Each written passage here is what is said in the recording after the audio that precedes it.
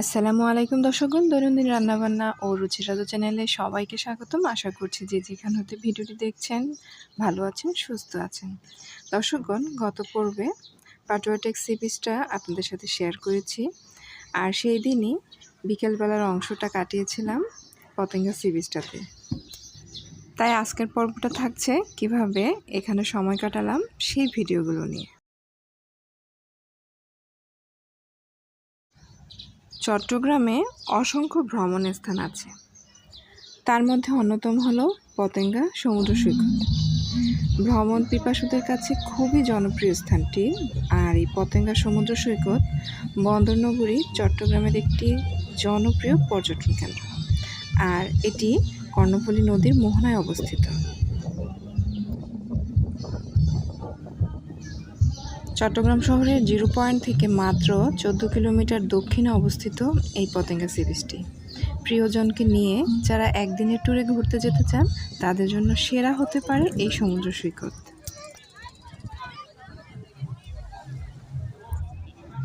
পতেঙ্গা সৈকতের চারপাশে প্রকৃতির যে নৈসর্গিক মনোরম দৃশ্যের হাতছানি আছে, আর তার সঙ্গে সমুদ্র পাড়ের কর্মব্যস্ততা আর বিশাল সমুদ্রের সঙ্গে কর্ণফুলী নদীর মিলন মেলা, এটা দেখে যে কেউই আত্মহারা হয়ে যাবে।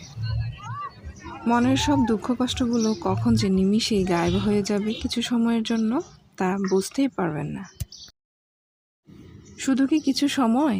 অবশ্যই না, এর রেশ অনেকখানি থাকবে, এবং যাতে স্মৃতি রোমন্থন করতে পারি, আর তার জন্যই এই ভিডিওগুলো করে রাখা এবং আপনাদের সাথে শেয়ার করা, যাতে যে কোনো সময় এই স্মৃতি রোমন্থনগুলো অনায়াসেই করে নিতে পারি।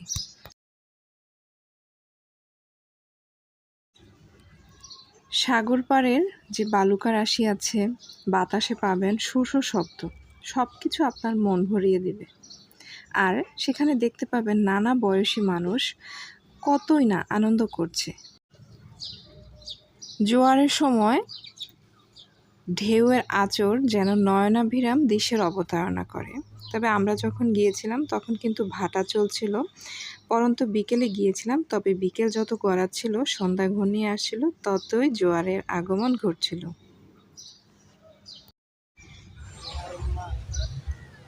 আর জোয়ারের সময় যখন বাঁধের ওপর সবুজ ঘাস দেখবেন, তখন মনটা একদমই ফুরফুরা হয়ে যাবে। এই যে বিকেল হতে না হতেই হাজারো পর্যটক ভিড় জমিয়েছে এই সমুদ্র সৈকতে। কিছুক্ষণ আগেও কিন্তু এতটা লোকবল এখানে ছিল না। এখানকার পরিবেশ এতটাই মনোমুগ্ধকর যে তীরে দাঁড়ালেই কানে বাজবে সাগরের কল্লোল।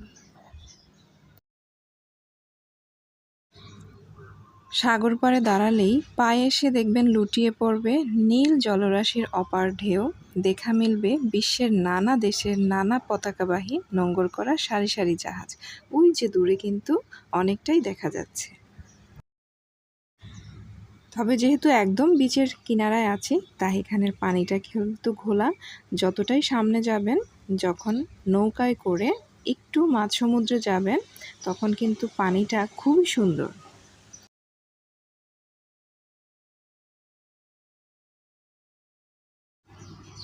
সৈকতের পাশেও ঝাউবনে গড়ে তোলা হয়েছে বিভিন্ন ধরনের খাবারের দোকান। সেটা কিছুক্ষণ পরেই আমি দেখিয়ে দিব। সমুদ্রে কিছুটা সময় কাটানোর জন্য আছে স্পিডবোট, আর এই স্পিডবোটগুলোতে করেই কিন্তু একটু দূরে যেতে পারবেন, আর তখনই একদম পরিষ্কার টলমলে পানিটা আপনারা ছুঁয়ে আসতে পারবেন।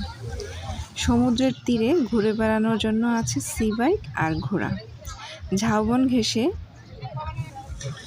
উত্তর দিকে এগোবেন, আর সেখানে সামনে রয়েছে বঙ্গোপসাগর আর কর্ণফুলী নদীর মোহনা।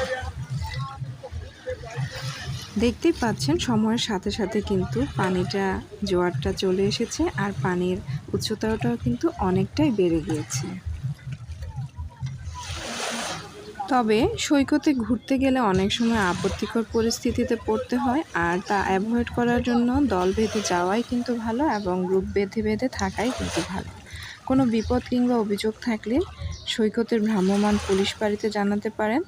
আর অধিক লোকের সমাগম আছে ওইদিকে অবস্থান করাটাই ভালো, নিরিবিলি পরিবেশে না যাওয়াটাই উচিত। এইদিকে একটা স্বনামধন্য কলেজের ছাত্রছাত্রীরা পরিষ্কার নিধনের অভিযানে শুরু করেছে এবং তাদের অ্যাক্টিভিটিগুলো একটু আপনাদের সাথে শেয়ার করে নিচ্ছি।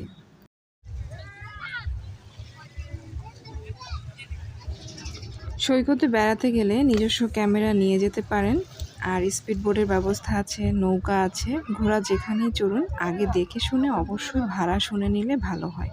আগে ভাড়া করবেন না, পরে কিন্তু ঝামেলায় পড়তে পারেন। প্রত্যেকটা বয়সের মানুষই কিন্তু খুব বেশি মজা করছিল, কিন্তু তারপরও বাচ্চাদের দেখে মনে হচ্ছিল যেন তাদের উল্লাস যেন আর ধরে রাখতেই পারছে না।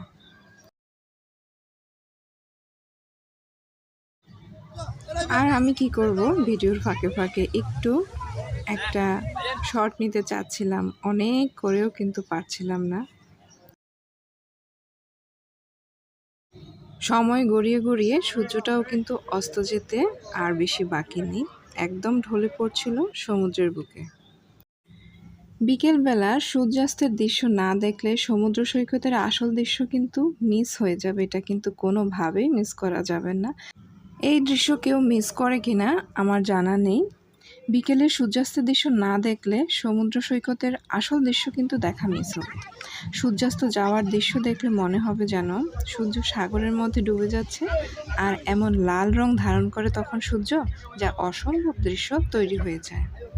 সূর্যটা ডুবে গেল, আর খুব বেশি এখানে থাকার সাহসও তেমন করছিলাম না, তাই উপরে চলে আসলাম। উপরে উঠে দলবল নিয়ে কিছুক্ষণ একটু নাস্তা পানি করলাম আর চারপাশটা একটু শেয়ার করে নিলাম। তবে মাগরিবের আজানের পরে এই দৃশ্যটা আরও সুন্দর হয়, সমুদ্রের দৃশ্যটা, সেই জিনিসটা শেয়ার করতে পারিনি সময় স্বল্পতার কারণে। তাহলে দর্শকগণ, আমার ভিডিওটি ভালো লেগে থাকলে চ্যানেলটি সাবস্ক্রাইব করবেন, ভিডিওটিতে লাইক কমেন্ট শেয়ার করতে ভুলবেন না, আর পরবর্তী ভিডিও পাওয়ার জন্য নোটিফিকেশন বাটনে ক্লিক করে রাখুন। সে পর্যন্ত ভালো থাকুন, সুস্থ থাকুন, ধন্যবাদ।